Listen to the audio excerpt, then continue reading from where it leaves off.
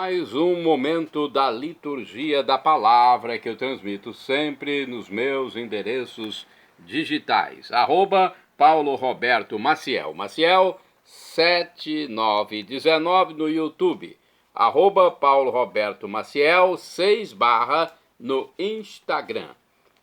Neste vídeo, a liturgia referente ao dia 27 de junho de 2026, sábado, 12ª semana do Tempo Comum na Igreja Católica Apostólica Romana, ano litúrgico A, cor verde. No rito temos a missa escolha, pode ser a missa comum ou em homenagem a São Cirilo de Alexandria, bispo e doutor da Igreja, memória facultativa, neste caso a cor é branca, ou homenagem a Nossa Senhora no sábado. A primeira leitura é a leitura do livro das Lamentações, capítulo 2, versículos 2, 10 ao 14, 18 ao 19. O Senhor destruiu sem piedade todos os campos de Jacó. Em sua ira, deitou abaixo as fortificações da cidade de Judá. Lançou por terra, aviltou a realeza e seus príncipes. Sentados no chão em silêncio, os anciãos da cidade de Sião espalharam cinza na cabeça. Vestiram-se de saco. Os jovens de Jerusalém inclinaram a cabeça para o chão. Meus olhos estão machucados de lágrimas, fervem em minhas entranhas. Derrama-se por terra o meu fel diante da arruinada cidade de meu povo, vendo desfalecerem tantas crianças pelas ruas da cidade. Elas pedem às mães: o trigo e o vinho, onde estão? E vão caindo como derrubadas pela morte nas ruas da cidade, até expirarem no colo das mães. Com quem te posso comparar ou a quem te posso assemelhar, ó cidade de Jerusalém? A quem te igualarei para te consolar, ó cidade de Sião? Grande como o mar é a tua aflição, quem poderá curar-te? Teus profetas te fizeram ver imagens falsas e insensatas, não puseram a descoberto a tua malícia para tentar mudar a tua sorte. Ao contrário, deram-te oráculos mentirosos e atraentes. Grite o teu coração ao Senhor em favor dos muros da cidade de Sião. Deixa correr uma torrente de lágrimas de dia e de noite. Não te concedas repouso, não cessem de chorar as pupilas de teus olhos. Levanta-te, chora na calada da noite, no início das vigílias, derrama o teu coração como água diante do Senhor, ergue as mãos para Ele, pela vida de teus pequeninos que desfalecem de fome em todas as encruzilhadas. Palavra do Senhor, graças a Deus. Período de sofrimento para os judeus, hein? Na primeira leitura, livro das Lamentações. Agora o salmo responsorial é o 73 na Bíblia Vulgata, ou 74 na de Jerusalém. Versículos 1, 2, 3 ao 4, 5 ao 7, 20 ao 21, refrão 19b. Não esqueçais até o fim a humilhação dos vossos pobres. Repitamos: não esqueçais até o fim a humilhação dos vossos pobres. Ó Senhor, por que razão nos rejeitastes para sempre, e vos irais contra as ovelhas do rebanho que guiais? Recordai-vos deste povo que outrora adquiristes, desta tribo que remistes para ser vossa herança, e do monte de Sião que escolhestes por morada. Não esqueçais até o fim a humilhação dos vossos pobres. Dirigi-vos até lá para ver quanta ruína. No santuário o inimigo destruiu todas as coisas, e rugindo como feras no local das grandes festas, lá puseram suas bandeiras vossos ímpios inimigos. Não esqueçais até o fim a humilhação dos vossos pobres. Pareciam lenhadores derrubando uma floresta, ao quebrarem suas portas com martelos e com malhos. Ó Senhor, puseram fogo mesmo em vosso santuário, rebaixaram, profanaram o lugar onde habitais. Não esqueçais até o fim a humilhação dos vossos pobres. Recordai vossa aliança. A medida transbordou porque nos antros desta terra só existe violência. Que não se escondam envergonhados o humilde e o pequeno, mas glorifiquem vosso nome o infeliz e o indigente. Não esqueçais até o fim a humilhação dos vossos pobres. Repitamos, não esqueçais até o fim a humilhação dos vossos pobres. Agora vamos aclamar o Santo Evangelho e depois proclamá-lo. O Evangelho de hoje, escrito por São Mateus, capítulo 8, versículos do 5 ao 17. Aleluia, aleluia, aleluia, aleluia, aleluia, aleluia, aleluia, aleluia, aleluia, aleluia. O Cristo tomou sobre si nossas dores, carregou em seu corpo as nossas fraquezas. Aleluia, aleluia, aleluia, aleluia, aleluia, aleluia, aleluia, aleluia, aleluia, aleluia. O Senhor esteja convosco, Ele está no meio de nós. Proclamação do Evangelho de Jesus Cristo segundo São Mateus. Glória a vós, Senhor. Pelo sinal da Santa Cruz, purificai, Senhor, minha mente, meus lábios e meu coração para acolher vossa palavra e que ela produza bons frutos na minha vida. Naquele tempo, quando Jesus entrou em Cafarnaum, um oficial romano aproximou-se dele suplicando: Senhor, o meu empregado está de cama lá em casa, sofrendo terrivelmente com uma paralisia. Jesus respondeu: vou curá-lo. O oficial disse: Senhor, eu não sou digno de que entres em minha casa. Dize uma só palavra e o meu empregado ficará curado, pois eu também sou subordinado e tenho soldados sob minhas ordens. E digo a um: vai, e ele vai, e a outro: vem, e ele vem, e digo ao meu escravo: faze isto, e ele faz. Quando ouviu isso, Jesus ficou admirado e disse aos que o seguiam: em verdade vos digo, nunca encontrei em Israel alguém que tivesse tanta fé. Eu vos digo, muitos virão do Oriente e do Ocidente, se sentarão à mesa no reino dos céus, junto com Abraão, Isaque e Jacó, enquanto os herdeiros do reino serão jogados para fora nas trevas, onde haverá choro e ranger de dentes. Então Jesus disse ao oficial: vai, e seja feito como tu creste. E naquela mesma hora o empregado ficou curado. Entrando Jesus na casa de Pedro, viu a sogra dele deitada e com febre. Tocou-lhe a mão e a febre a deixou.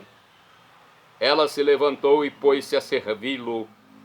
Quando caiu a tarde, levaram a Jesus muitas pessoas possuídas pelo demônio. Ele expulsou os espíritos com sua palavra e curou todos os doentes, para que se cumprisse o que foi dito pelo profeta Isaías. Ele tomou as nossas dores e carregou as nossas enfermidades. Palavra da salvação, glória a vós, Senhor. Vamos às explicações do livro Deus Conosco. Acolher e servir é o que Jesus faz sempre. Ele acolheu o leproso, o oficial romano, e o socorreu em suas necessidades. Os falsos profetas proferem palavras envaidecidas e vão embora. Jesus acolhe e se faz presente na vida de todos nós, mas olha com amor para os mais necessitados. O cristão deve ser a porta aberta por onde o Cristo passará. O amor verdadeiro só sabe acolher. O amor autêntico só sabe servir. Jesus nos ensina a agir assim, pois acolheu o leproso, os pecadores e até um pagão, que era oficial romano. No coração de Cristo residem eternamente o amor e a misericórdia, a compaixão e a bondade. Certamente temos muito que aprender ainda. Ser cristão é ter as mesmas atitudes e jeito de Jesus. Será que nós os temos? Ou ainda fazemos da fé uma busca de destaque, de poder e distinção? Se não formos porta aberta e acolhedora, é certo que ainda precisaremos amadurecer na fé. Vamos à explicação agora do livro Dia a Dia com o Evangelho. Uma explicação sobre Mateus capítulo 8, versículos do 5 ao 17. centurião, em cuja casa um judeu observante da lei não podia entrar, era o chefe de 100 soldados, a serviço dos romanos. Um deles aproximou-se de Jesus e lhe pediu a cura do seu empregado. Jesus disse que iria à casa dele, porém, constatando o alto grau de fé do centurião, Jesus o elogia, destaca-o como figura exemplar. Em Israel, não encontrei ninguém que tivesse tanta fé. Ao enfermo, Jesus restituiu a saúde à distância e anunciou que os estrangeiros darão melhor acolhida ao projeto de Deus.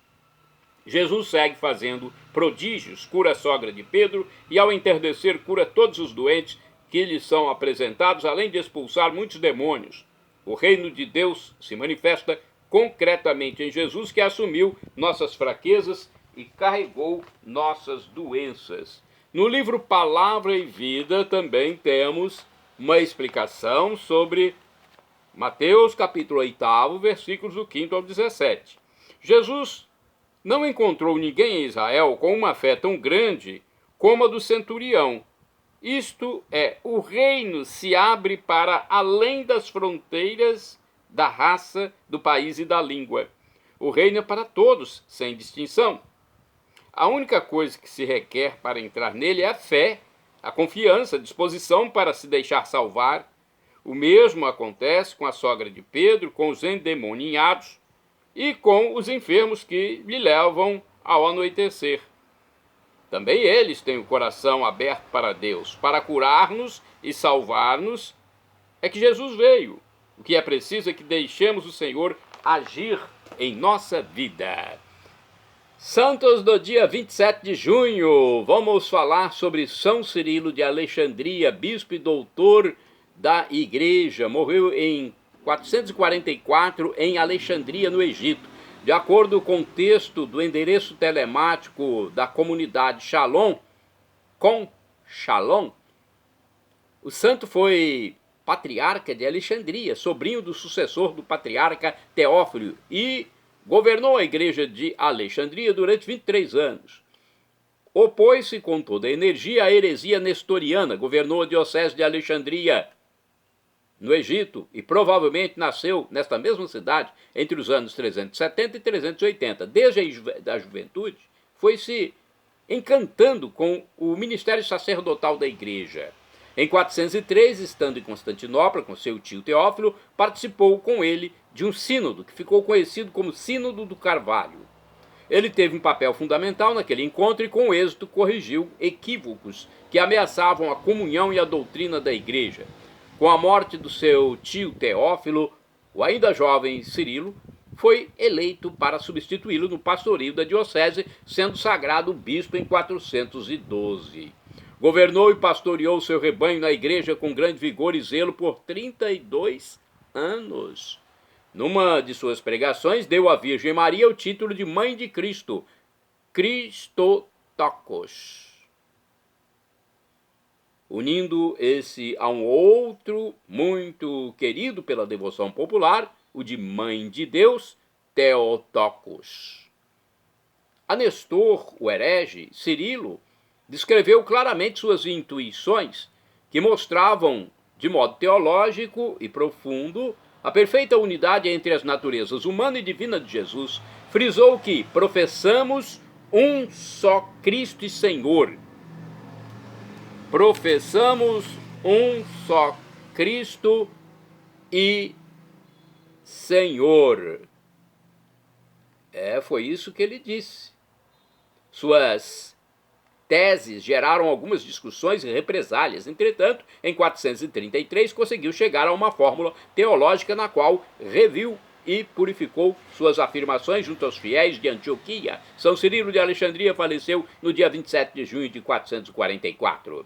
São Sansão é santo do dia 27 de junho. Foi um presbítero, não é o Sansão do Velho Testamento, não. É o Sansão depois do nascimento de Cristo, depois da morte de Cristo. Foi um presbítero e morreu no ano 560.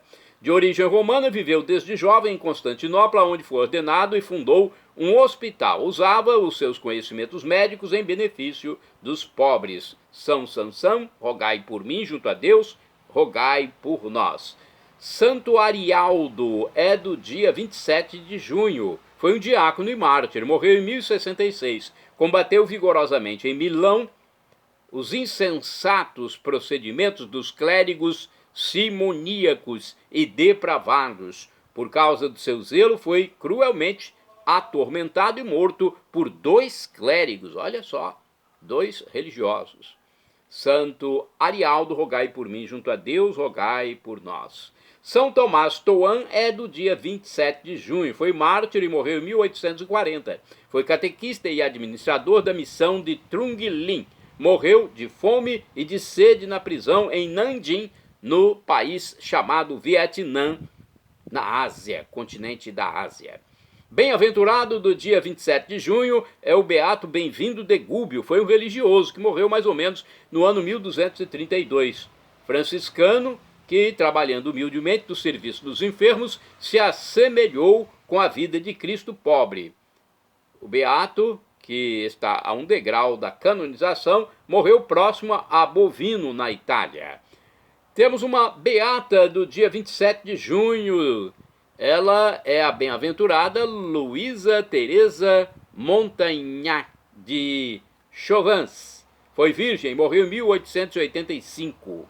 Foi fundadora da Pia União das Oblatas do Sagrado Coração de Jesus em Moulins, na França.